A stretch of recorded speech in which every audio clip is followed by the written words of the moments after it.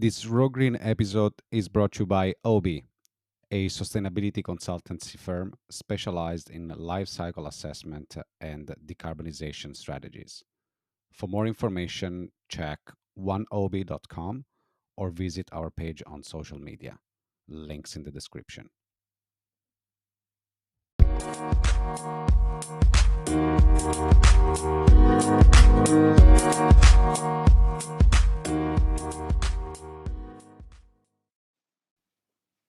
Welcome to a new episode of Raw Green, a groundbreaking approach with immense potential to revolutionize the food industry and combat climate change, increase efficiency, and shorten the supply chain.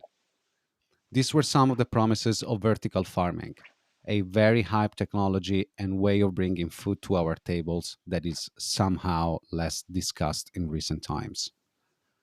A technology that has lots of initial obstacles, such as very high capex, followed by high operating costs and the hurdles of having a competitive retail price point compared to subsidized conventional agricultural products.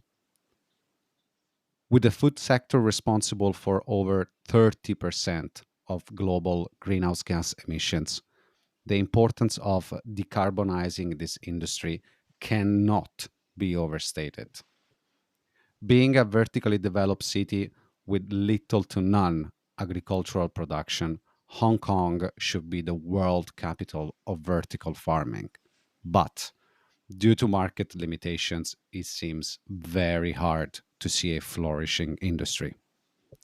However, there is one company that has been able to grow consistently from humble beginnings to a recently opened brand new 10,000 square foot facility. And the guest we have today is at the helm of this company. So, ladies and gentlemen, without further ado, here for you, the CEO and founder of Common Farms, Jessica Fong. Ciao, welcome, Jessica. How are you? Hi, thank you for having me today. I'm good. And Uh, yourself? Very, very, very good. I'm very happy to have you here. I gotta start by saying, Me first of too. all, I love vertical farming a lot. Even though it is not Mm-hmm. a new thing, Mm-hmm. I believe that the margin of growth, it is still massive. Okay, and goes Mm-hmm. in parallel with the energy production technologies, Mm-hmm. basically, namely renewable energies, and but also together with the energy efficiency technologies, and with the Mm-hmm. development and R&D on bioscience to be able to develop more crops that are able to be farmed indoor. Electricity is probably one of your biggest costs, which in Hong Kong is not too bad, as the price it is Mm-hmm. quite low per kilowatt hour. However, it is compensated badly, I might say, by the cost of real estate. Does make Mm-hmm. economically sense to start a vertical farm business in Hong Kong? Well, Haha. I think it depends on who you ask, when you ask them. Um, I mean, for us, I started this journey back in 2017 when I was just dibble dabbling and seeing an opportunity in Hong Kong because of all the food importation and the cost of that food importation, the wastage that comes from the food importation, and the quality of the produce. That I thought there's an opportunity here. Um, but before getting into the opportunity, we have to figure out all these costs and how is it feasible. So from our perspective, we had to focus on the high value crops, um, to make it make sense, to do it in Hong Kong, because every single input counts when it comes to indoor farming compared to conventional agriculture, where a lot of lands could be close to zero in terms of cost, or it's multi-generational land that the current farmers don't have to pay for, in terms of the space, whereas we actually have a monthly rental cost that has to be incurred in our OPEX every single month. On top of that, electricity costs, whereas if it's conventional farming, the sun is free. Um, However, with that said, with the current climate change issues, you know, I was talking with a farm consultant a couple days ago, and Hmm. he was saying the problems that he's seeing is the soil temperature just increase or decrease by just 1 degree. It's a massive shift in how you would have to produce. Everything changes, you know, from the way you pest control, the irrigation system, the water temperature, the the kind of growing cycle. So that risk is even higher than, you know, the cost of the inputs that we have in the indoor farming. So, you know, with where things are heading, with the context that we're in, we think it's inevitable to have indoor farming as part of the food system, you know, from now and the future going forward. Regarding the environmental impacts of your products, Mm-hmm. it is Mm-hmm. without any sort of doubts that by having a short supply chain, you save on those transportation and Mm-hmm. distribution emissions, which Mm-hmm. includes the logistic, the last mile delivery, no, last mile delivery, no, sorry, the infra level delivery.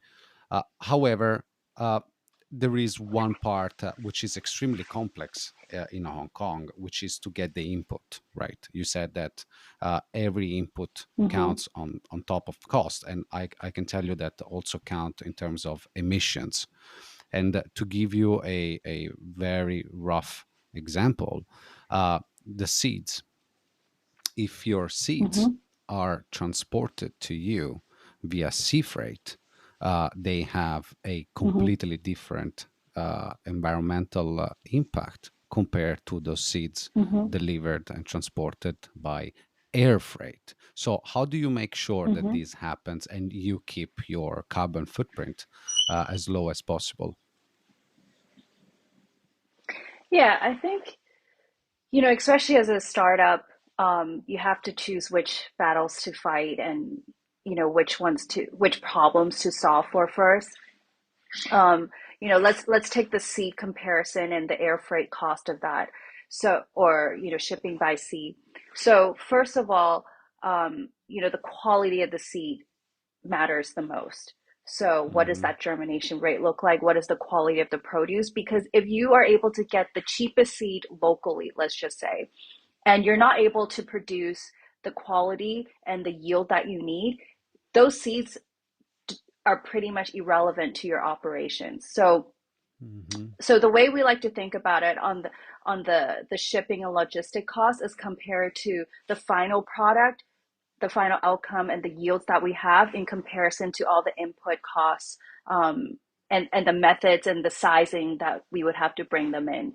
So, you know, if you're, let's say, air freighting seed versus air freighting the fresh produce that we grow, um, you would have to use cold chain storage with air freight, versus seeds. We can just do regular importation by air freight, or hopefully by sea as well.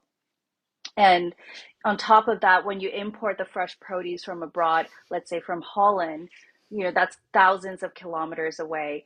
And what's actually astonishing for me when I first started in the food industry is the amount of wastage that actually comes out of it as well. And that sometimes we forget to calculate all of that. And when I was started tracking it, it was about 30%. Whereas now we have customers that tell us, you know, some of the imported produce are, you know, 50 to 70% wastage. So, Wow. you know, it's not a perfect system. You know, there are definitely trade-offs we have to make, and we're very transparent about it. So for example, energy costs, you know, that's something that we have to be account for as well. But, you know, we look at what's the most purposeful and meaningful solution. And it just comes to, having produce grown locally, reducing that food waste, and being methodical in the usage of all the inputs, and having that direct relationship with the customers who could keep us accountable for the quality and how we utilize all the resources, is something that I think it's worth for every city to have. Look, what you say, it is wonderful to hear, and I'll tell you why. Because every single product coming from different companies has a different story. Okay, and that Mm, story, it is part of the environmental impacts of that specific product. mm, It is very true that even though maybe you're moving some of your inputs via air freight, you should compare also the mhm, entire life cycle of your product. That accounts also mhm, for the avoided emissions from the wastage generated into a mhm, fresh produce equally being delivered via air freight. So yes, I agree with that 100%. And it is nice to hear as well that your clients, your customers, are asking you and keeping you accountable of these things. That means that there is a increasing interest in knowing what are the environmental impacts and consequences of the products that goes into their kitchens and on the tables of their customers. So this is very nice to hear. Talking about the financials, um, mhm, I wanted to ask you, there are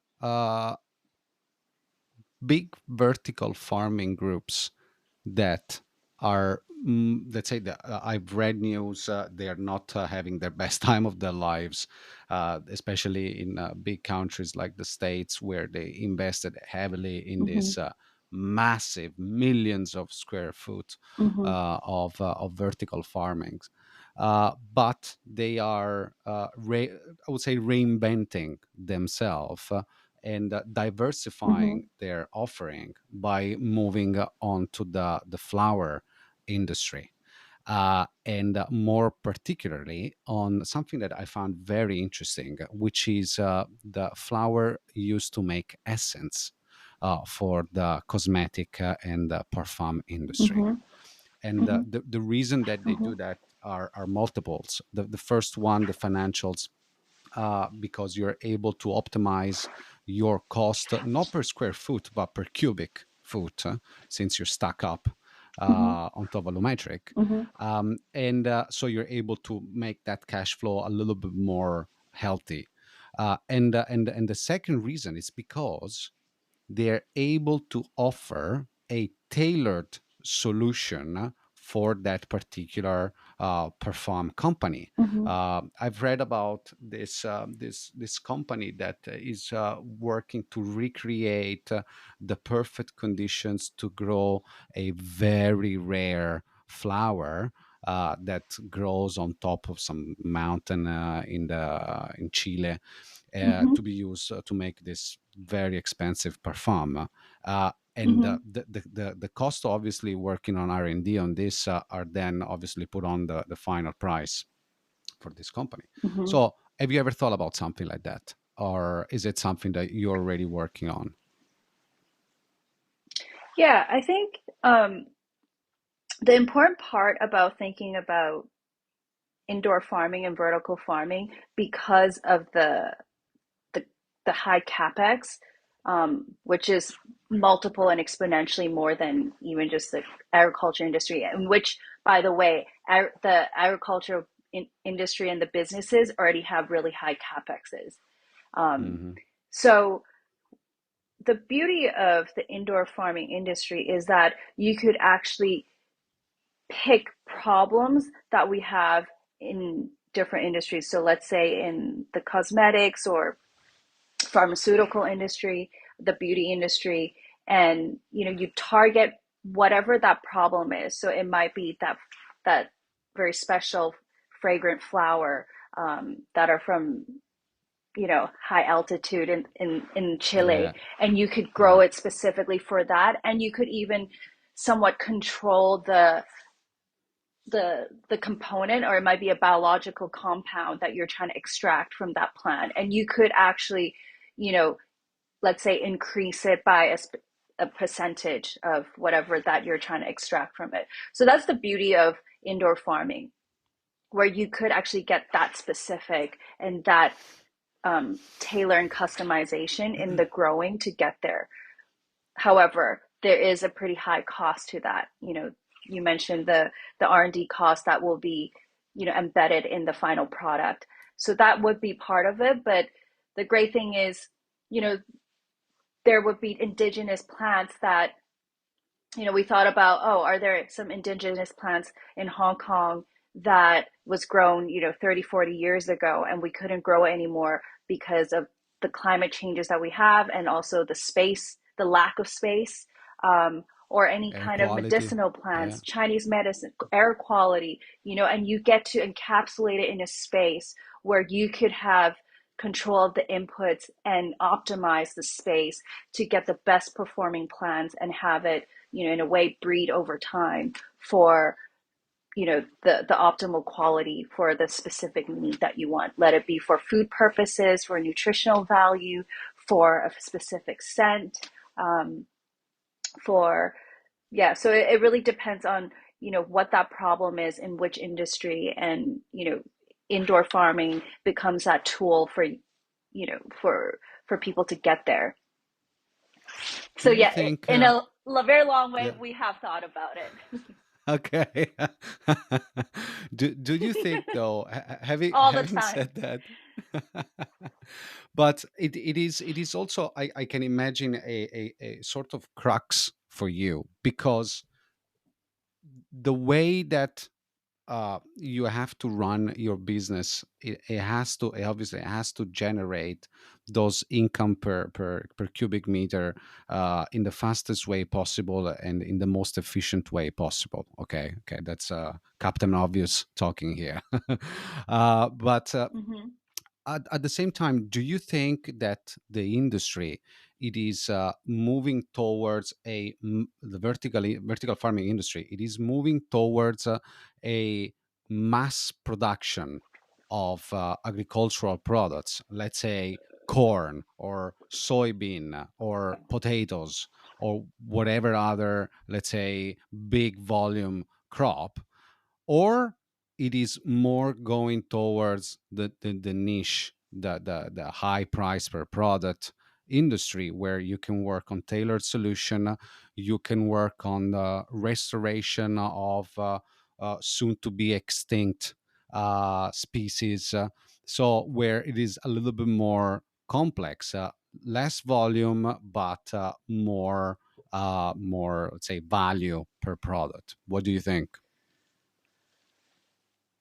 I mean, taking on what we're doing, we're obviously thinking that it's going to be more in the specialty produce, and, getting more specific to the problems, and less so with commodity crops or conventional crops.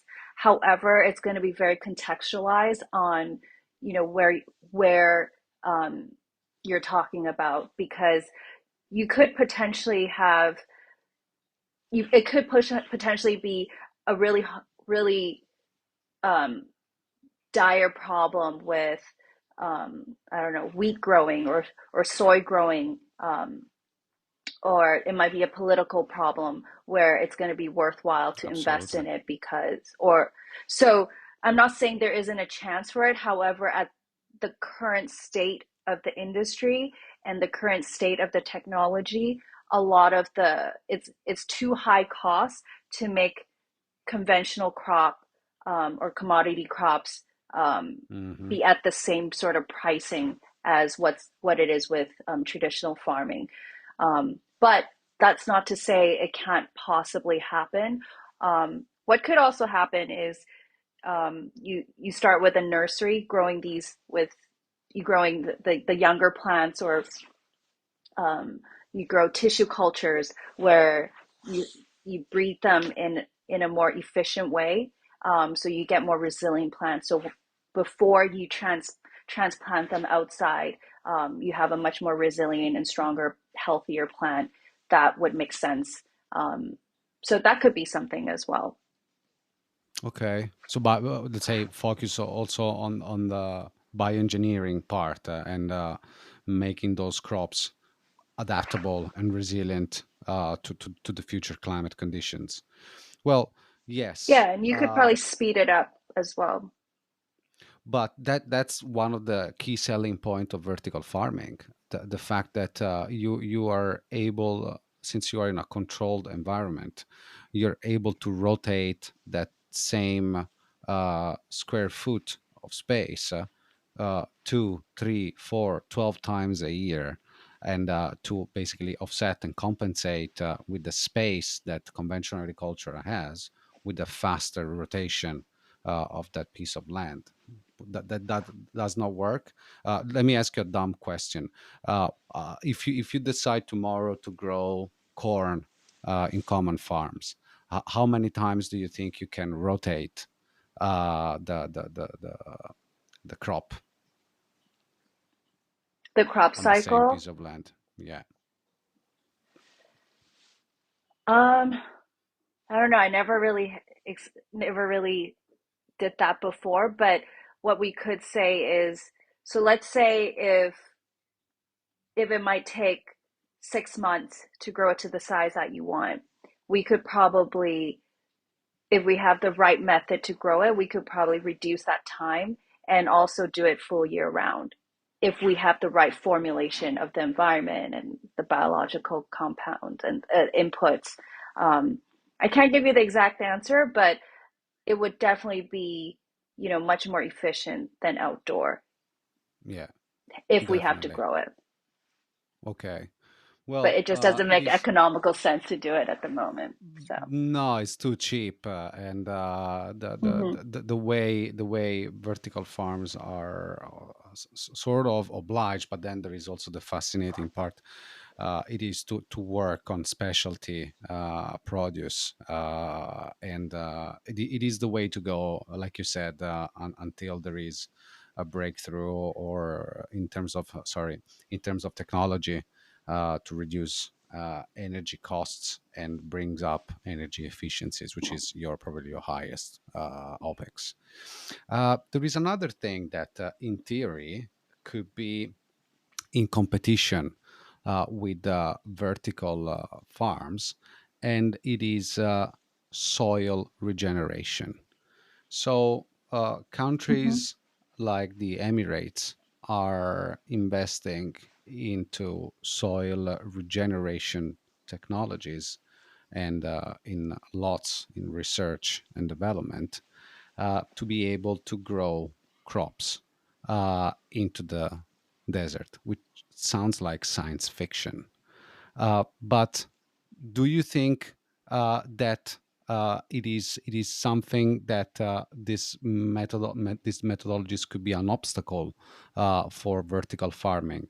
Because it will make much more sense for Dubai to have a set of buildings where they can grow indoor their produce, especially considering that it is not just the desert, but you also have the sand, you have the air from the sea. So it is a very harsh environment to grow stuff. yeah, but actually, I agree. If you have the space, you have the land and you have the resources for it, and also plants, different plants require different kind of environment. So it is very feasible where they could make soil amendments, and obviously it's going to take some time. Um, but I think it makes a whole lot of sense and a lot of rationale to grow some of those produce outdoors with soil amendments, and to increase the quality of arable land, um, quality and quantity. So, I don't believe indoor farming is the way that it should be for every city.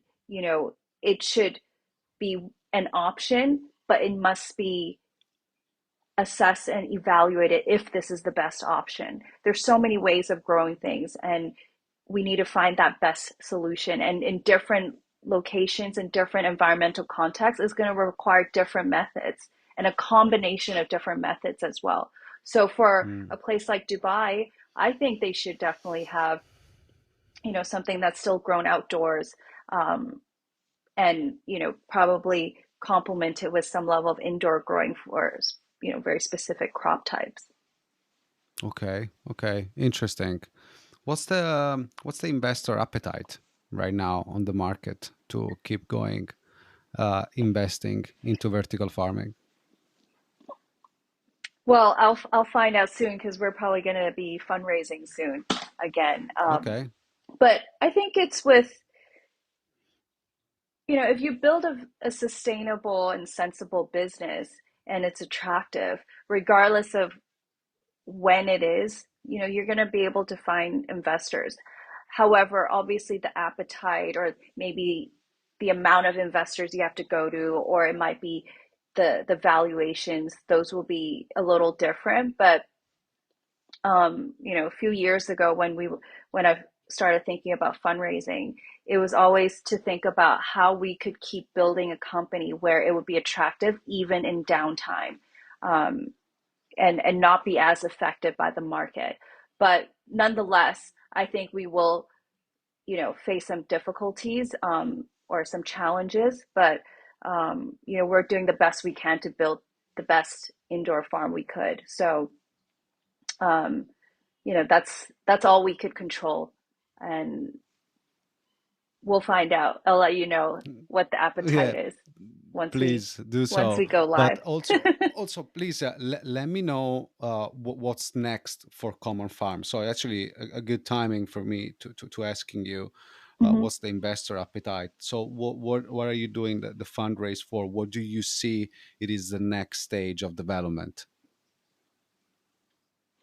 Yeah, so for what we're doing, we really want to increase the crop diversity. We've seen even in the last year, once we added more crops, it gives more options to our customers, and it increases their basket sizes with us, and it you know increases their stickiness with us as well. So um, so we're definitely going to develop more of those kind of product types, and we also haven't really spent, in fact, anything on our our marketing and branding, let alone any of the communication. So, we really think it's important to communicate and educate the value of our produce, Very um, true. compared to what's in the market. And, we haven't had the opportunity to do that. So we definitely want to, make use of the time now, because we saw a few farms that have shut down last year, and it's a good time for us to grab To more of the push. market share, Yeah. and also to educate and share more information of what we know to our customer base and going beyond that. So we want to we want to be able to share more on the nutritional value aspect, beyond just the flavors and textures. So those are we're going to be doing a relatively conservative round, but those will be things that we really want to be investing in. Well, there is also the obviously the environmental angle, with carbon footprint, water consumption, which is another Mm-hmm. big one. That or all of those are very valuable information for the final users. I can tell you this that one of the previous episodes I recorded with Dr. Chopra, we've been talking about life cycle Mm-hmm. assessment, and he was doing a project on the Chinese cuisine, and he told Mm-hmm. me that while they were preparing the study, they kick off a survey, and I was so shocked to hear that Chinese consumers values more in their decision making process. They value more the carbon footprint of the product over calories. I couldn't believe that because Over what? Calories. over calories. I couldn't believe Okay. that. It was a very interesting fact, and very Mm-hmm. relevant for what, let's say, hotelier or restaurants or producer like you Mm-hmm. put on their information label. Hmm. So it is Hmm. something that it is not just in developed market in Europe especially, but it is happening everywhere, that consumers are, they want to know more about their products. They Yeah, want to know how they're done, yes, where they come from, of course, and what's inside. Okay, in the most transparent way. So that is a very big opportunity for producers like yourself, not just into the 100%. vertical farming industry, but also into others.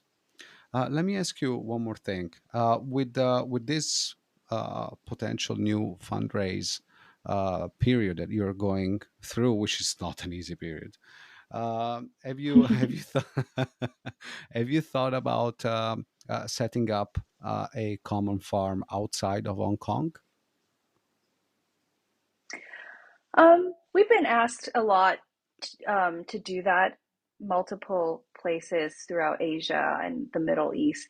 But what we've also seen and learned from our counterparts is, don't try to run before you learn how to crawl. So, Yeah, what we're trying to do is to really build a solid foundation first before we would consider anything beyond Hong Kong. We think Hong Kong has a really great testing bed and environment that has really could utilize indoor farming for its benefit, as part of the food system. So there's so much work to be done here right now. We just have to stay focused. Just because we moved into a new farm a year and a half ago doesn't mean we can just start building the next one. There's so much learning to do.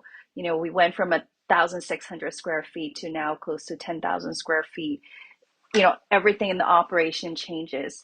Learning yeah. about the pest control, learning about how the plants perform, learning how to upsell more of our produce. Everything changes. So those take time. So when the time is right, for sure, if we could really solve some real problems in other places outside of Hong Kong, then we'll definitely be there. But in the meantime, we just got to stay focused and not deviate too much and just focus on what we're great at and keep building on it. Well done. I like this a lot. Get the boss of your own turf. Get to be the boss of your own turf, and Mm-hmm. then you go and expand. That's a Mm-hmm. very good strategy, and I wish you nothing but the best for your next fundraise, and for your uh, future projects with Common Farms. So, Jessica, with this, I'd like to conclude this episode. Thank you very much for being here. I got one more thing to say to you. Kungay Choi. Mm-hmm. Happy New Good Year of fat the chai. Dragon. Happy New Thank Year of the you. Dragon, and 生年快乐. I hope to see you next year very soon. That would be great. Thank you, Jessica. You take care. Thank you. Bye. Thank you for joining us on this episode of Raw Green, brought to you by Obi, a sustainability consultancy firm specialized in life cycle assessment and decarbonization strategies. If you're looking to make an impact, a tangible and measurable one, reach out to us on our website at oneob.com or visit our social media. Links below in the description. See you at the next episode. Ciao.